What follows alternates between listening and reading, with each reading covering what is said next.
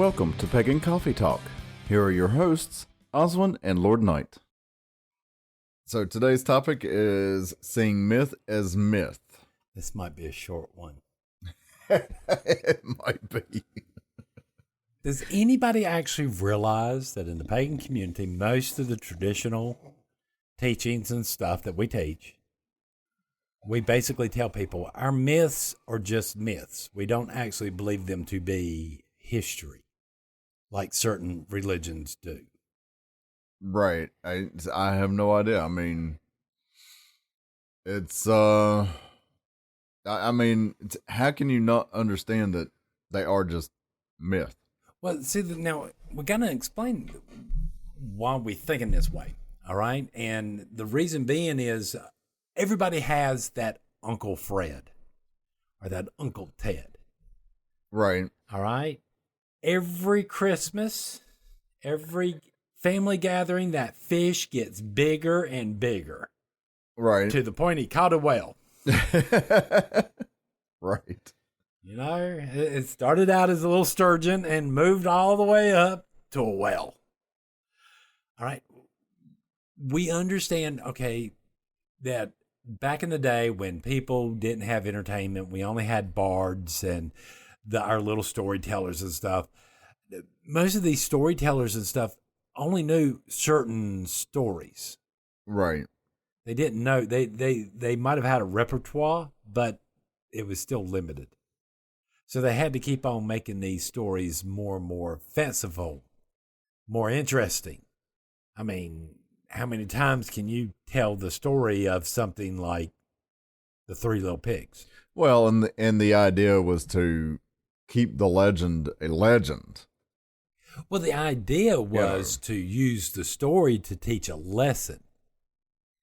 Yeah, but some of those stories were about, great warriors and things like that. So you had to keep them as great warriors. Right. And to tell new generations of people, you had to make the story just a little bit more interesting. Right. So, yeah.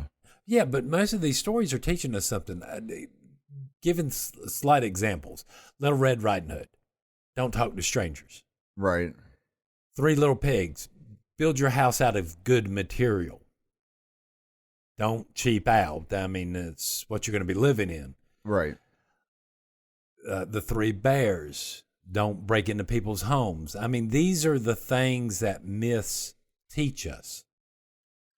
Some of the Celtic myths teach us to keep our word and honor our oaths and stuff like that. Right. Which way we do certain things and stuff like that. But think about it like this way.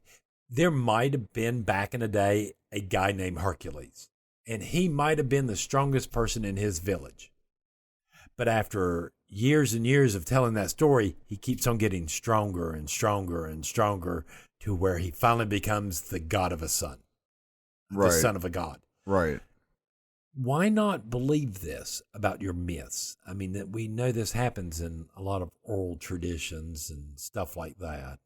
Until they learn writing and start writing it down, and then the stories become a little bit more set in stone. Right. They become a little bit more consistent. You know, like to this day, I still believe if the second invasion from Rome did not happen in the British Isles, Celtic myths would have finally emerged, kind of like Nordic myths, and been a whole lot more streamlined. Well, I don't want to say streamlined, but more flushed out, and that time or that family tree's not as so just not so many branches. Not so many branches and starting overs and clippings and right.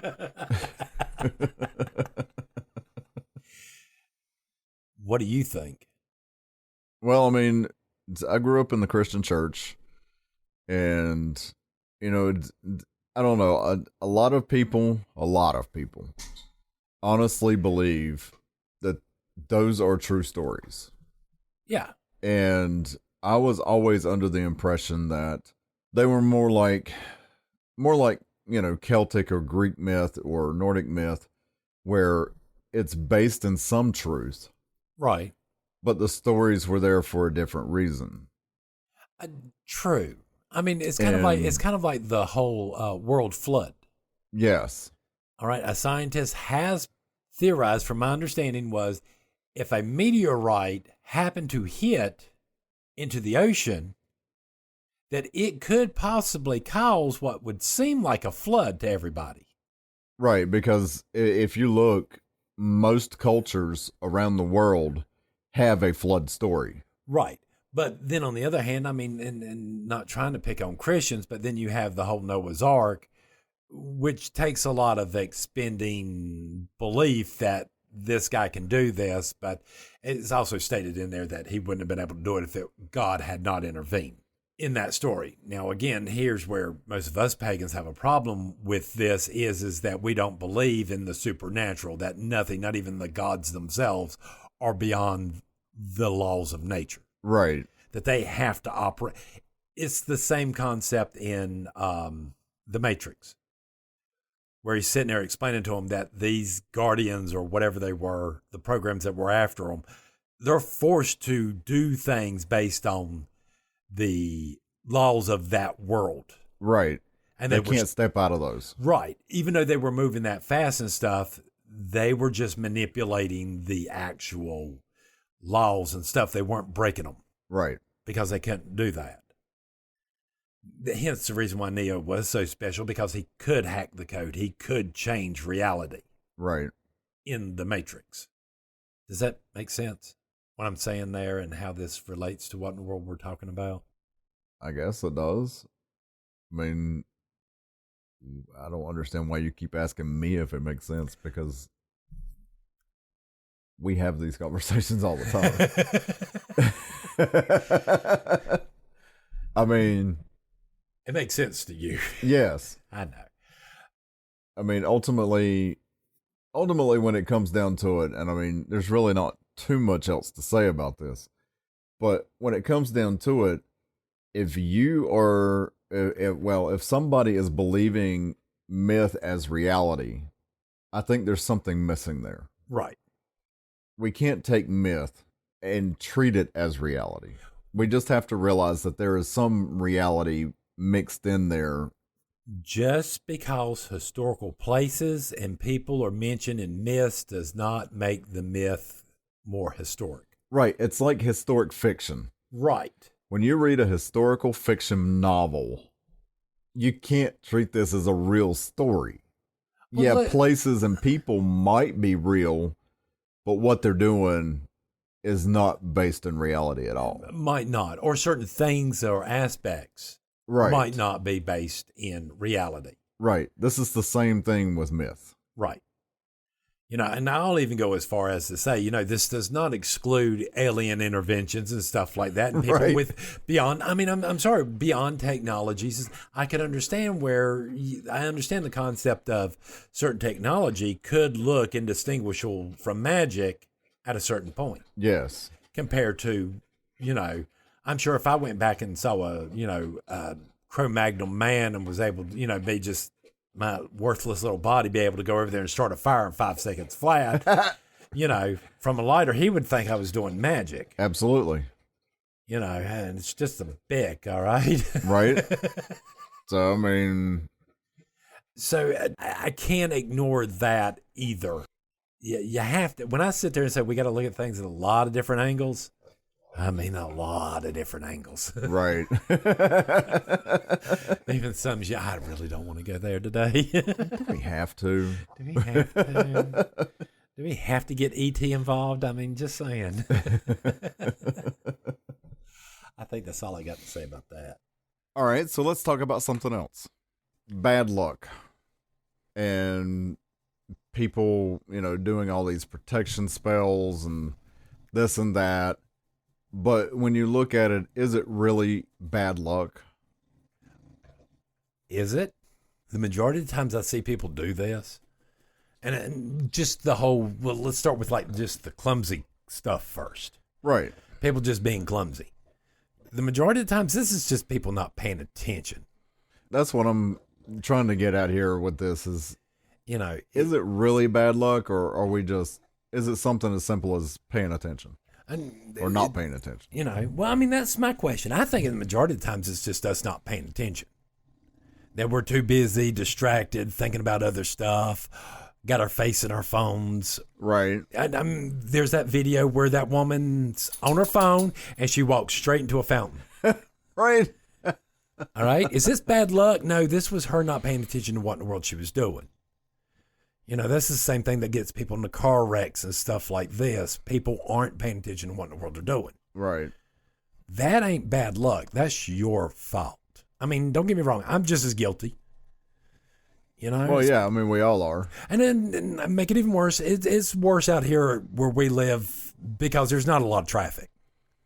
Right. You know, so you can drive back and forth to the store or whatever. I mean, yeah, it takes a little while, but you can sort of go off in your head and just not worry about it because you're going down a backstretch road. Right. You know, you're not likelihood of running across somebody's, you know, next to nothing. But, you know, in the city, you can't do that. No. Well, you really shouldn't do that in the country, you know. No. You know, all it takes is one of these harvesters. Absolutely. Going down the road to mess up your day. Them things are huge. They really are. And they will just, they will clip things off of your vehicle like nobody's business. But then you hear these people where they seem to have a run of bad luck. Right. Car breaks down. You know, suddenly they get sick. I've had many people who have started their jobs as a manager, started their job, and like in the first month, their car break down, their kid gets sick, their mom died. Mm-hmm. I mean, is this bad luck or did somebody do something hinky here? Well, and even then, the question raises, is it just a coincidence that all these things happened around the same time? Well, my question on like the cars breaking down. That to me seems more of me not doing my maintenance like I'm supposed to. Right. Like I didn't go get the oil changed or I pushed my car tires way too long. Right. Right. So that's where you got to start asking yourself there, is it poor planning on your part or is it actually... Well, that's what I'm saying. It could be just a coincidence that all these things happened around the same time. Like you said, with the car breaking down, is that really bad luck or is that your fault because you didn't do your maintenance? Well, let's think about it this way. All right. And then your kids getting sick. I'm sorry, they're kids. Kids get sick. Kids get sick all the time. Right. Well, let's think about it this way. You're driving a car that you know has an oil leak. You don't check your oil. Right. Your car then locks down in the middle of the street. Right. Right? Which then means that somebody has to get off work to come help you push it out, take you home, and do what in the world. So now you've messed up two people's day. Right. All right?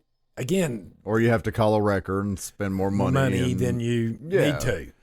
So, yeah. You know, so again, here's where in the world these problems start. Is it poor planning? You know, like the person that gets all wrapped up in, you have this incident happen. So you're so wrapped up trying to get your car fixed that you forget to pay your power bill. And then your power goes off. Right. You know, this is how this stuff happens because we easily get distracted by other things going on where we need to do this. Right. You know, this is where I think meditation helps because you seem to be able to stay on track better when you're meditating. Well, we'll say proper meditation. That includes grounding. Grounding. Because how many times have we seen it personally? People come out of meditation and just don't ground, and then they're just like walking zombies. Walking zombies, or that one jinxie girl on all the old cartoons. Oh yeah. You know, if walking across the road, if the white line didn't get her, the yellow one would. Right.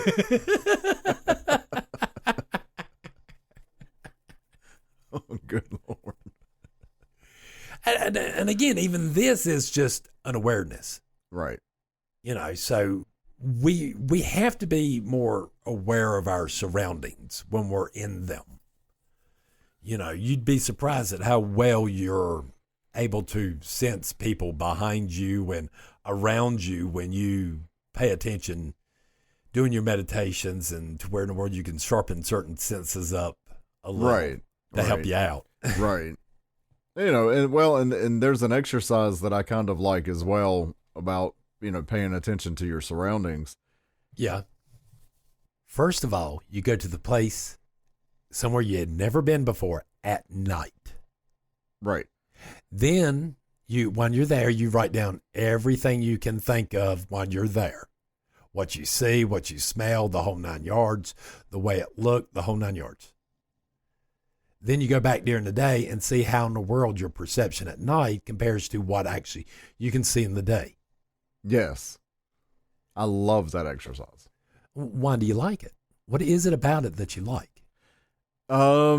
It brings about more awareness, and it lets you, I mean, it just lets you know, hey, okay, I thought this was that, and I was completely wrong because that wasn't even there. It actually shows the limits of your senses. Yes. Is what it actually does. But in some ways, it also shows you personally things you need to work on as far as your perception of other items and people and places go. Oh, yeah. Because once you go into something like that and you do this exercise a few times in different places and you start realizing, okay, I have this in common with this. Right. This was not a common factor. I need to work on this. You know, why do I always see a stack of boxes as if it's a monster? Right. Why do I always see these shadows and stuff, and why do they always go into this shape? Right. So it gives you more to work on. It does. It gives you a whole lot more. Plus, you have that whole entire thing that we know about people's brains where brains want to make patterns out of stuff that's not patterns. Right. That's actually called something. When there's not really anything there, though. Yeah. I've heard them say it on certain TV shows, but they'll be talking about the same thing. So, I mean, at night, you got all these shadows, things look different. Your mind's going to try to process what's there. Right.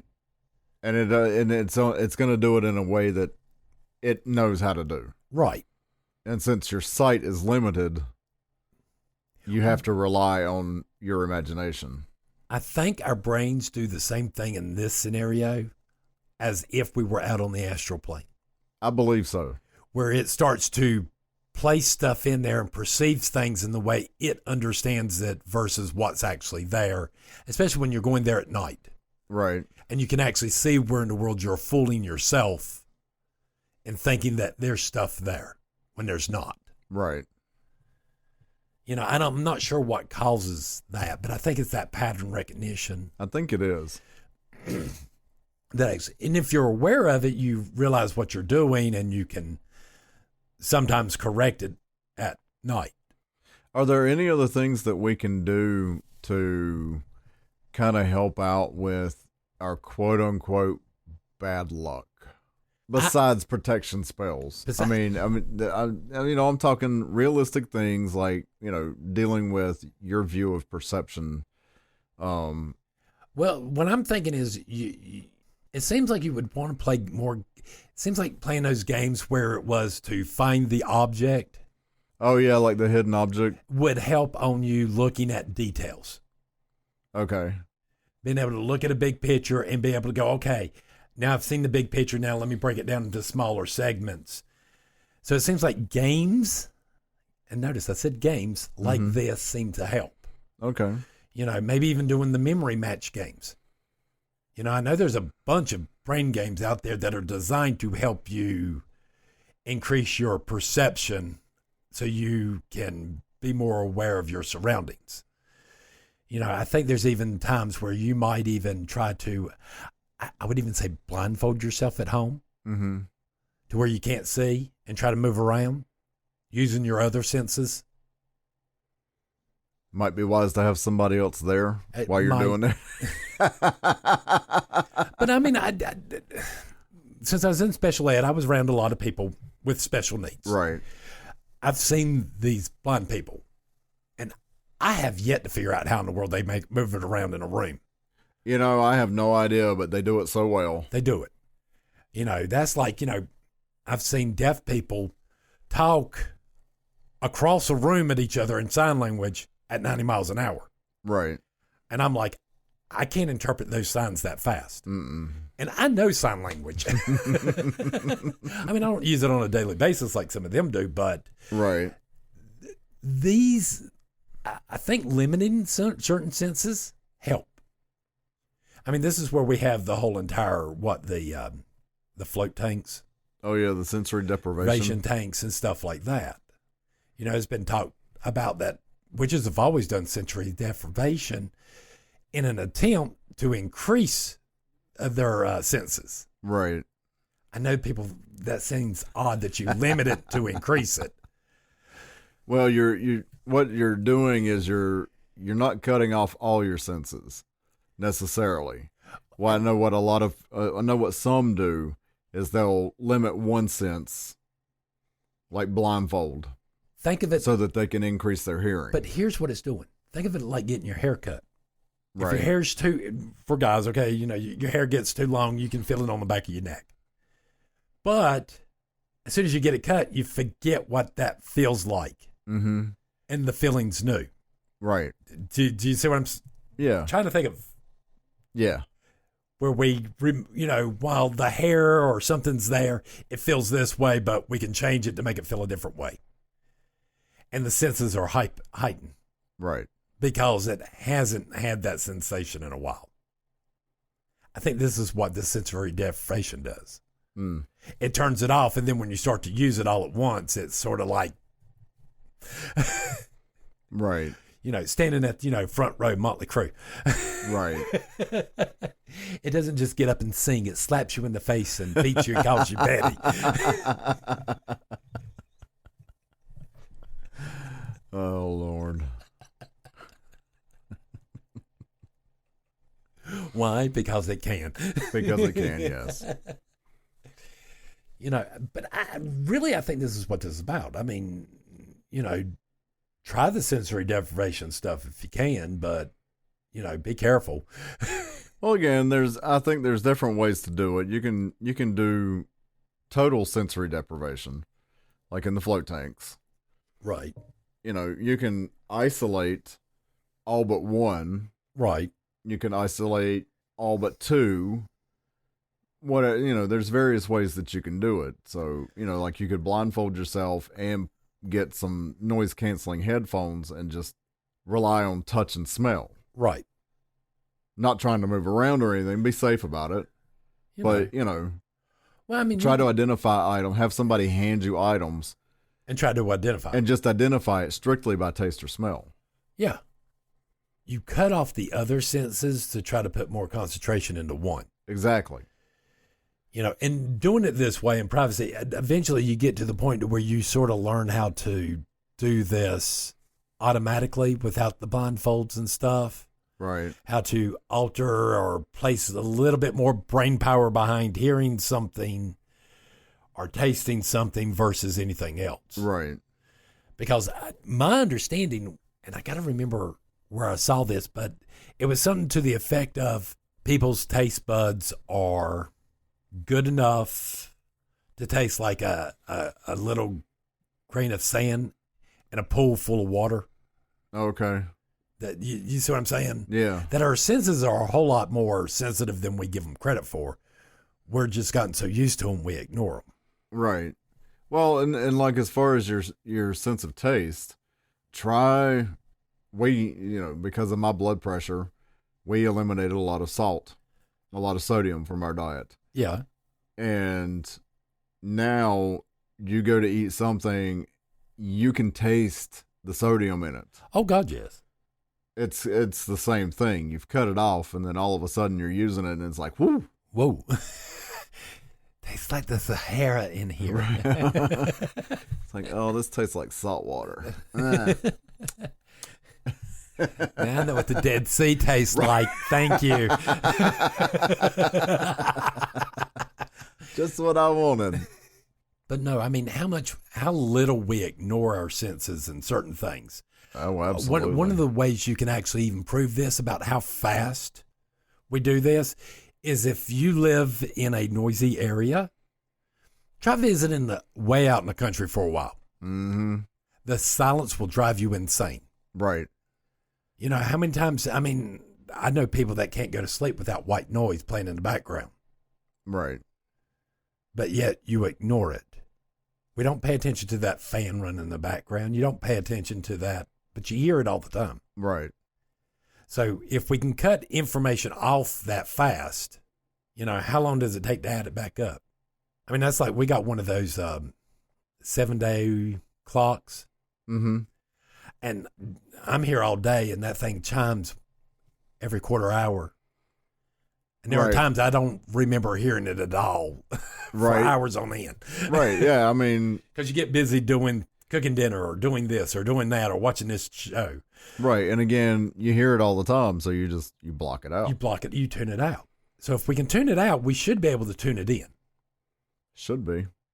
So again, I still think all of this comes down to a sense of us not paying attention.